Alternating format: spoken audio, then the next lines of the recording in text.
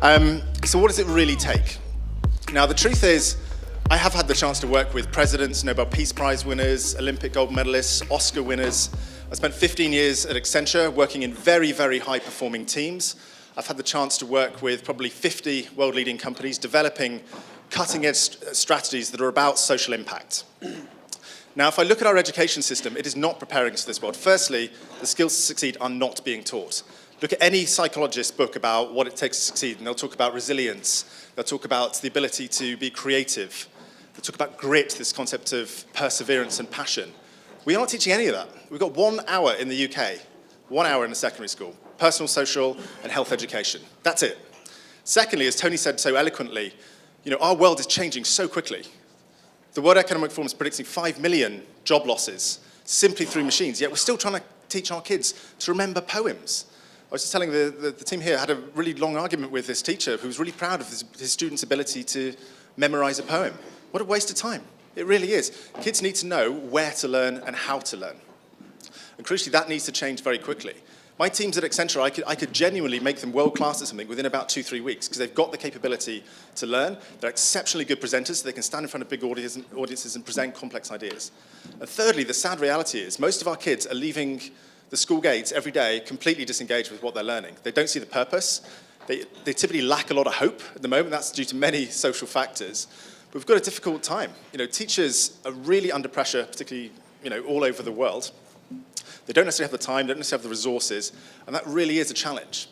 So after 15 years of strategy consulting, I said, okay, well, what can I do about this? There's no point in just moaning about this problem. What can you do to change it? So I decided to set up an organization called Becoming X, which is all about helping young people realize their potential and creating a world where everyone can realize their potential. So it's working with schools, universities, corporates, and consumers. But how do you tackle such a fundamental global problem? I wasn't arrogant enough to think that I can somehow change policy, which is really the starting point of a lot of this conversation. I had to try and do something that would fit into the existing structure of schools and the way they work. So I wanted to do something that would inspire 100 million people and give them the skills and confidence to succeed, to fundamentally demystify what it takes to succeed. So I get the chance to work with a lot of kids, and what I consistently hear is success is for other people. Okay? They don't know what it takes to succeed. No one's ever told them. We don't ever tell them. And the truth is, most of us don't actually know ourselves. What does it take to succeed? So how are you going to do this? I figured I'd need probably 50 of the world's most inspiring and iconic people to support it and get behind it. I probably need a global TV star to front this. And I probably need, I would need definitely tech to be at the absolute heart of this. And we probably need about 500 million followers of the people supporting us. So that's exactly what we've done.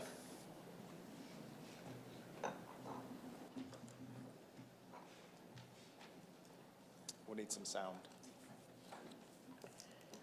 Self-confidence, and I never really had much self-belief either. But I think we can draw strength from a weakness. Thank you.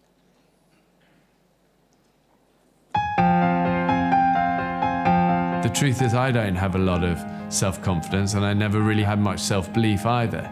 But I think we can draw strength from our weaknesses, that it's okay to not feel super confident. So I'd really reach out to young people who are the unseen and the unsung and the uncelebrated. I often say that the people who do so well in life have had a real dogged battle at school. They never got any prizes, they never got into the top teams, they never got the A's. Just to stay afloat, they were swimming so frantically, trying to kick for the shore, and all the people at school think, look, there's Johnny still kicking, and they laugh. But the thing is, when they hit life and they get out of that sea, everyone else is flabby because they've never had a try. Johnny, he's been kicking like madness every year. Nobody's ever noticed him until he gets out and they realize, wow. Ultimately, the only thing that really matters is that spirit of endeavor, of never giving up.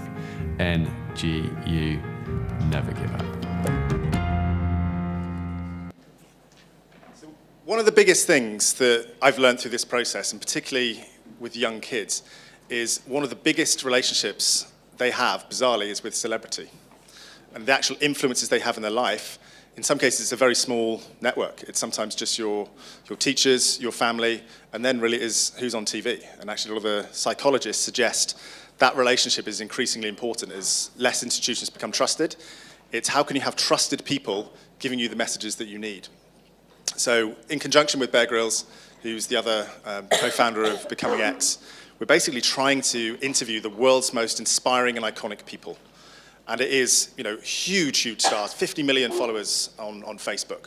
Just in the next couple of weeks, we've got Roger Federer, the greatest tennis player of all time, certainly the greatest male tennis player of all time. And what we're really trying to do is understand how they got to where they got to. No glitz, no glamour, this is a really human story. And that's a really key word, a story. We are trying to teach through storytelling, okay? The truth is, I look at many things in schools, bullet points, people don't remember them. They remember great stories. And they remember the affinity they have for that person telling that story, someone that they respect. So we're trying to have expert opinion from people who are really top of their field, teaching people that, it's so, so important to fail. Seeing the world's biggest TV star who jumps out of helicopters start a video with, I don't have much self-confidence and I struggle with self-doubt. Okay, we're trying to tell this as it is. Okay, it's really human stories. So as Becoming X, we have created basically a series of products. Our main one for schools is essentially 4 things. So you become a member, and it's designed to be very low cost. This is about trying to get as many people we can to do this. We've designed a product that does 4 things. The first thing is an education package. So this is downloadable, ready-to-go materials that completely world-class, very high professional filming, and it's all built around different themes. So it's teaching kids, how do you be resilient? What happens when you fail? How do you run a team effectively? How can you learn to communicate? And what are the things you can do outside of school? So a whole load of educational material ready to go, made by teachers for teachers.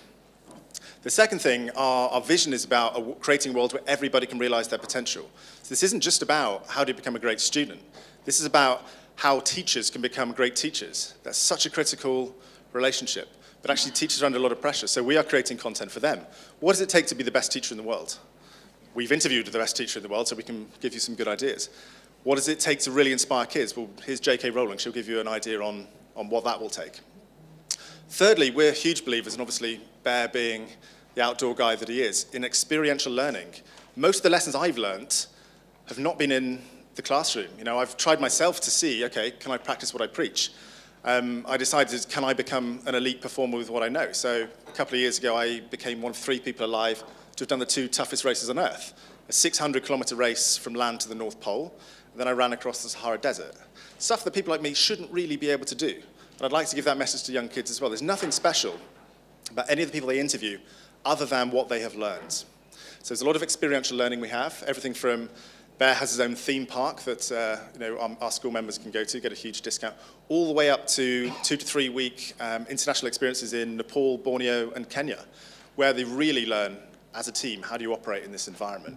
You get to understand the culture. You get to understand, as individuals, how to lead a team with different activities. And lastly, the 4th thing, again, how do you help a school realize its potential? So with the kind of commercial experience that I've got, we're basically organizing discounts for schools. So if you're one of our members, you'll get 6% off your supply teaching fee. You'll get 10% off your IT in your school. A whole series of things that culminate in a huge benefit for schools over and above their membership fee. And lastly, our vision is a world where everyone can realize their potential. Now that will happen by people, of course, buying our services and buying our products, but we're taking 10% of our gross profit and putting it into our charity foundations, which are already established. So those who can pay for this training will get it, and it's going to fund those who can't. So our 2 foundations are set up to basically deliver this content for free in developing countries around the world and underserved communities in developed countries. And with that, I'd like to say, please come and help. We're very, very early days in our setup. We're launching in July in the UK, and then expanding both geographically and also through to universities and corporates in the next couple of years. So my biggest lesson from all the people I've ever met is just be bold, be ambitious, and go for it. Thank you very much.